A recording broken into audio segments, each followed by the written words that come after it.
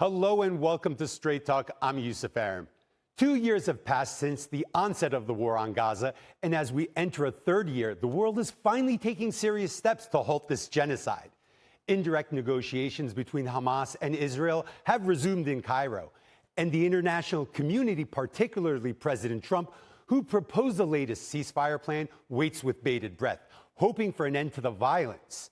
Although Israel has violated previous ceasefires and is now launching a new ground invasion of Gaza, along with further land seizures in the occupied West Bank, there remains hope that a common ground could be found.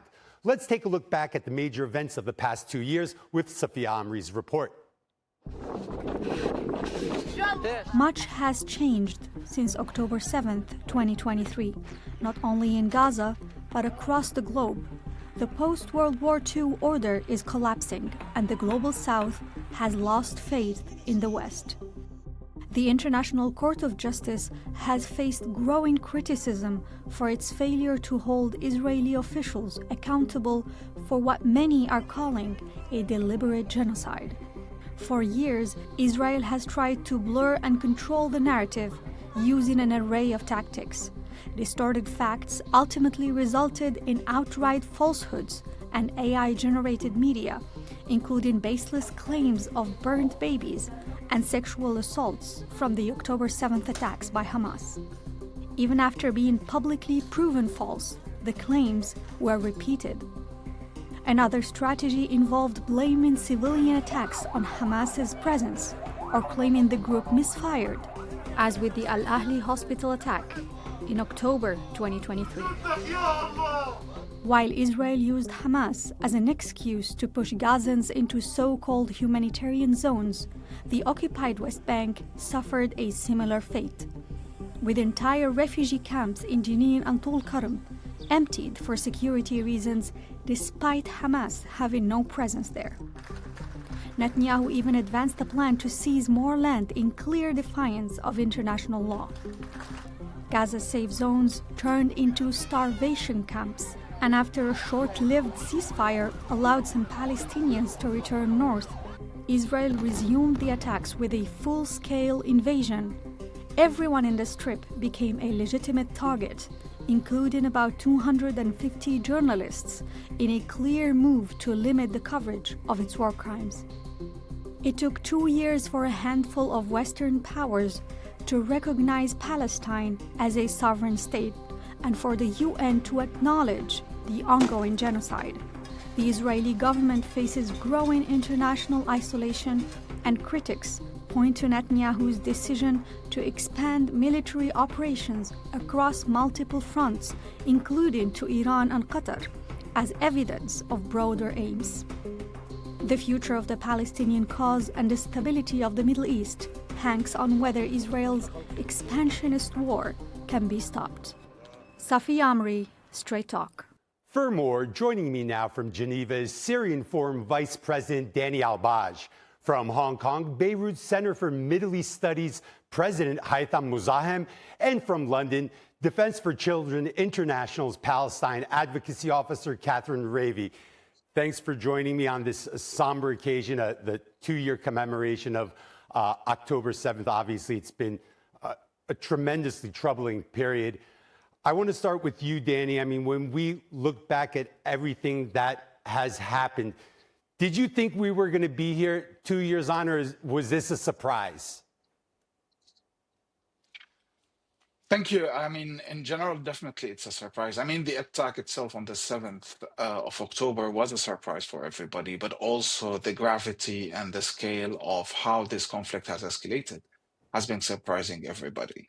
It was unfortunate that at the very beginning, there was a clear support to the Israeli attacks on Gaza, not only targeting Hamas, but targeting everything, including the infrastructure, civilians, and so on and so forth, bringing us all the way to the potential prosecution at the ICC, all the way to what we are talking now about this last exchange draft of agreement.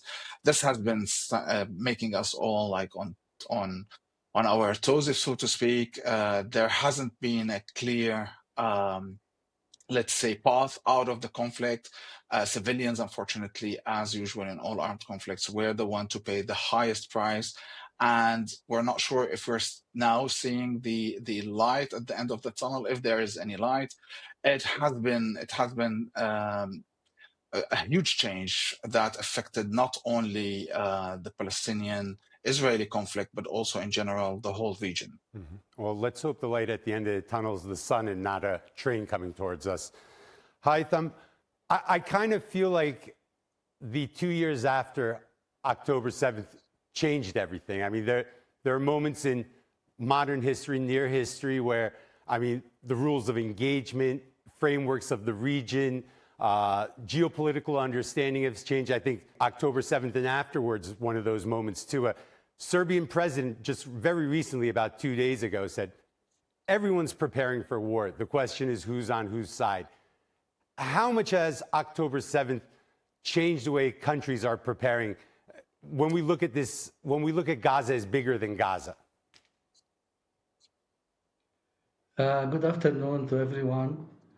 Yes, I mean, this catastrophic war in Gaza has changed the Middle East and has changed everything in the whole world, even not only the players, the regional player, even the international player look at the scene in a different way.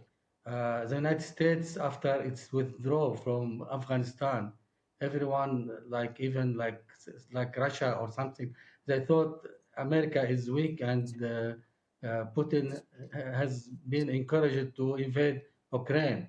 But after October 7, America and Israel, they seized the opportunity to change the regional balance in the Middle East. And for America, it's a chance now to control the Middle East and to spread its dominance on the whole world.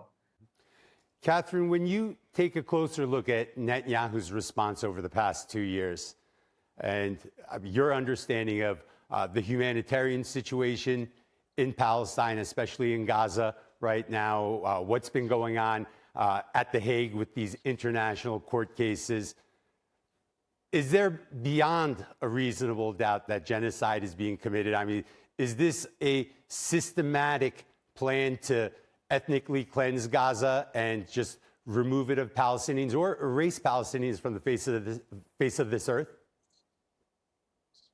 Under international law, genocide has always been a difficult concept to prove, mainly because it requires intent for genocide.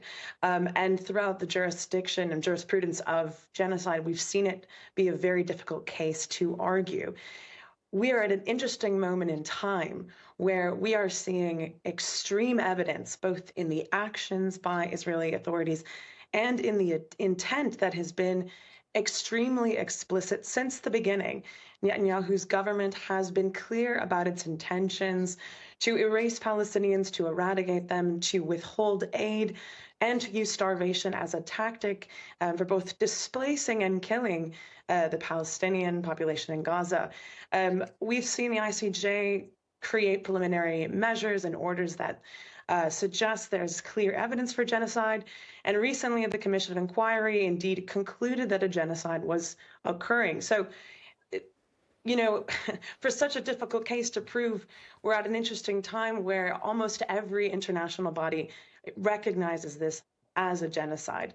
I think what is yet to be seen is any sort of real response from the states who are obliged to fulfill their obligations under the Genocide Convention to prevent and punish this. And that has sort of thrown international law into a crisis. I think we are seeing the institution of international law crumbling, where we can see state will and state power rule out over the rule of law. Mm-hmm.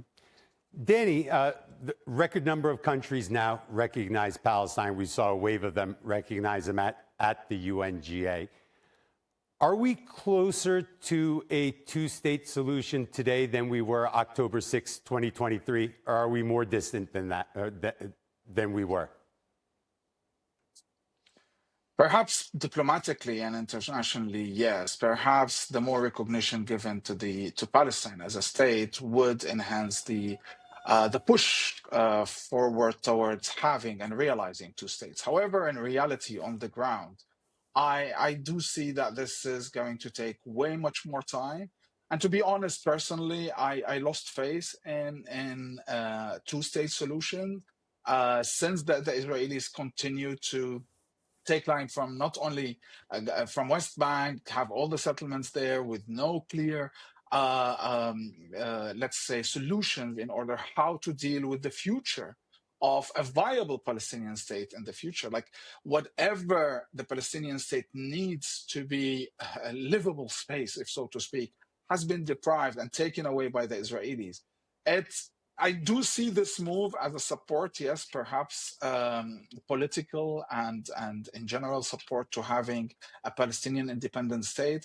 But unfortunately, reality says exactly the opposite. And it is sometimes that international community, when they walk in one direction and say, okay, let's move there, we need these two-state solution, make everybody not consider all the other solutions. Also, from day one, let's not forget, there are other examples in international relations where such conflicts has been solved in a different way. Why not one state? Why not a federation? Why not something like what happened in South Africa? So also focusing on two-state solution and just push for it with no real essences on the ground to make this Palestinian state livable and protecting its own citizens would only add by time more and more challenges. Haytham, I want to ask you about compare October 6th, 2023 to now. I mean, when we look at Israel's interests, October 6th, you had normalization with Turkey. You were on the cusp of Saudi Arabian recognition. You had the Abraham Accords. The Israeli economy was much more vibrant. Today, Israel's probably more isolated than ever. It looks like international law is heavily weighing against Israel as well. Strategically, what has Israel achieved? Have they achieved anything, or has Netanyahu achieved anything over these past 2 years that benefit his country? Actually, for Netanyahu, he has achieved a lot, especially weakening or destroying the axis of resistance and get rid of Hezbollah weapons and Hamas weapons. And also, he has weakened Iran and killed many of the leaders of the Iranian army and the Revolutionary Guard. So for Netanyahu, this is a lot achieving. But even now, he's not interested in normalization with Saudi Arabia or with the Gulf states because he is believing and preparing for the great Israel, the new project or the old new project of Zionism and the extreme right in Israel has risen again, and now they are talking in public and in the government and outside the government, in the parliament, about creating the new great Israel and expanding parts of Lebanon, Syria, and the whole West Bank. And so it's not secret that they are not interested in normalization because they have another project more important for the religious and extreme right in Israel. Kathryn, I want to ask you a little about international public opinion because, tremendously important as the public is able to shape or at least give some form of direction to the leaders of their countries.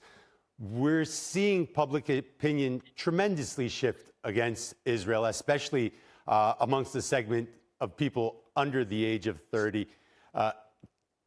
Has Israel lost these people forever? And will that public opinion be able to create some real world pressure, real political pressure? I think that states act very much independently and quite often against the wishes of their people. We've seen crackdowns in the UK and Germany, in the US, against people who are publicly supporting Palestine, even at an institutional level.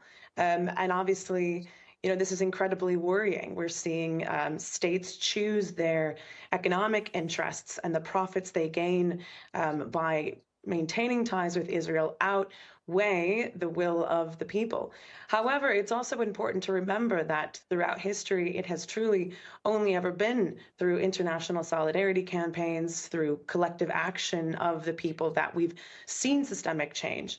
But it's important to remember that although since October 7th, we've seen the world sort of wake up to what is happening in Palestine, but this has been ongoing for almost 75 years. And we've seen people continuously protest Israel's illegal occupation of Palestine. So what we're really seeing is a continuation of this movement. And although it is gaining more traction and more notoriety, what we're ultimately going to need is some bigger teeth to deal with non-compliant states.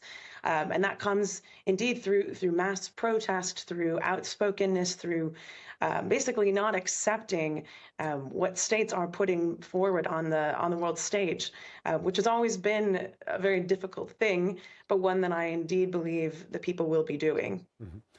Danny, Haytham mentioned the Greater Israel Project, and over the past 2 years, Israel's basically bombed almost all its neighbors, even extended to Iran and Yemen, beyond its neighborhood. How concerned are you? Yeah, how concerned are you that a regional war could still break out? And especially, I want to talk from a Syria context, because I mean, Syria's been bombed over 800 times. Zero retaliation. The rhetoric is not threatening coming out of Damascus. I mean, Syria seems to want to have peace with all its neighbors, despite the way they're being treated. How's that going to move forward? I mean, is the region going to plunge into war, or is the region going to be able to find peace? It is unfortunate that all options are still there, including such a regional war and such a regional conflict. However, what I do believe in is that at a certain point, the interest again would come up to basically push for certain agendas rather than pushing for further wars. One of the things that we have in hand now is, in a way, an American support for a ceasefire. Having Trump in office, whether we like it or not, has actually gave certain or added certain elements to possibilities of ending all the wars in the region. This is one of the things that he is keen to present. He wants to put that as a legacy. He did work on Gaza and engaged pretty much to all the details. And the American support to end or have a cease at least, or freeze Syrian-Israeli conflict is on the table, with apparently a Syrian the current interim government will not to involve and not to engage in any kind of conflict, because this is not the priority and there is other issues to attend to. At the same time, taking into consideration the fact that Hezbollah and Iran has been hit very hard, or let's say Iran and its allies in the region did take a very harsh hit, as perhaps a base to work on moving towards peace. Now, if the Israelis would still think that this overdose of power that they have, that they exercised, would bring them more gains, it is unfortunate, because that would and might be the case for a short time, but not for the long future. The Israelis also has to have a clear vision of that this conflict in the region should end, and there are more interests down the line if peace is reached, rather than just taking more territories and attacking more sovereign governments or non-state actors in the region. The Israelis' will in this regard is still missing. Netanyahu definitely took all the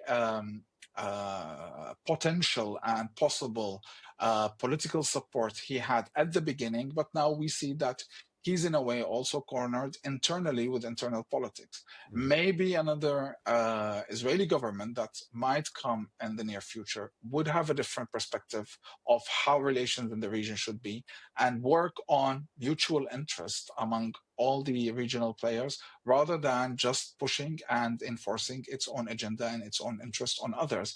Because if it's going to be on the balance of power game, this is a mere dangerous game which might change at any minute. Power might change and shift. and we end up again on this ongoing conflict that would never make the region reach the prosperity and peace and stability its peoples are looking for since the beginning. Mm-hmm. Haytham, when we look at the potential or the prospect for peace going forward, it looks like right now the only avenue we have is Trump's peace proposal. Is it feasible? Is it fair? And can a deal be reached?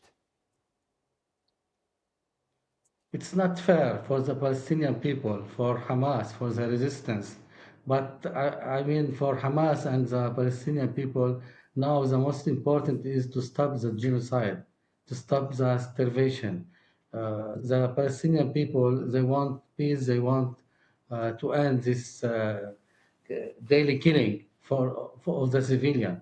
So now Hamas, they may sacrifice and leave the authority and stop the resistance just to save their people. But this will not last for a long time if they don't recognize the Palestinian rights, especially in an independent state, as like all the international resolutions talk about, and the two-state solutions. So, I mean, for the Arab and the Palestinian, from a long time ago, since 2000, the Arab initiative in Beirut, in Beirut summit, they declared they're willing to have peace with Israel under the condition of the international resolution and to exchange or peace with land. Now the Israelis they change. They don't want even to exchange land for peace. They just want to they want peace and they want the land and they want the security and they don't want to give anything in return. So I hope that the ceasefire will work out and we will see an end for this genocide. Kathryn, I mean, there's been over 65,000 dead, I believe, over the past 2 years, and many of them children now. This is a topic that you work very closely with children of Palestine, and not looking back at the 2 years, but forward to the next 2 years. How many children are at risk? What's a 24-hour day going to be like for these children? And if someone's watching at home and they're like, I need to do something, I need to help, how do you advise them to move forward to be able to provide some type of help or donation? I think Palestinian children have bore probably the biggest brunt of this genocide. We have seen, children deliberately targeted. I think for the children that are still living, we see children that have been without an education for 2 years, that have had no real shelter or nutrition or clean water. Many children are now amputees, and many have had to undergo amputation without any sort of anesthesia or follow-up care. So we're talking about a generation of Palestinians who are undergoing incredible trauma, an incredible physical toll as well. Many children who are missing limbs, missing eyes, key organs. I think over 2,000 families have been entirely wiped from the registry, and it's children that are going to bear the brunt of whatever comes out of this conflict, and it's horrifying, really, to think about this. We've seen children undergo detention and torture at the hands of Israelis, and of course, this isn't anything new for a Palestinian child, but the extreme scale to which the inaction has been played out on the international stage is an existential threat to a Palestinian sense of self and identity. In terms of what people can do, I think my answer has changed quite a bit over the last 2 years. Of course, I always suggest not supporting companies that continue to profit from this genocide. But ultimately, I think it's about holding actors accountable. Donations are, of course, useful. There's plenty of humanitarian organizations on the ground. But frankly, it is governments that continue to sustain this genocide, that continue to ensure Israel is not held to account. So I think holding actors, and especially corporations, complicit in this genocide is the most important thing that people can do. Mm-hmm. It's, we're out of time, but Danny, Haytham, Kathryn, I mean, thank you for helping us look back at a very dark period in our near history these past 2 years. And a tremendously sad situation, obviously, most for the children, the innocent victims, and as you said, a lost generation, basically. Hopefully, they'll have some futures. Hopefully, they'll have something to look forward to. Thanks for joining me. And that's all for this edition of Straight Talk with me, Ceasefire. If you got any comments, please share them with us on X at Straight Talk TRT.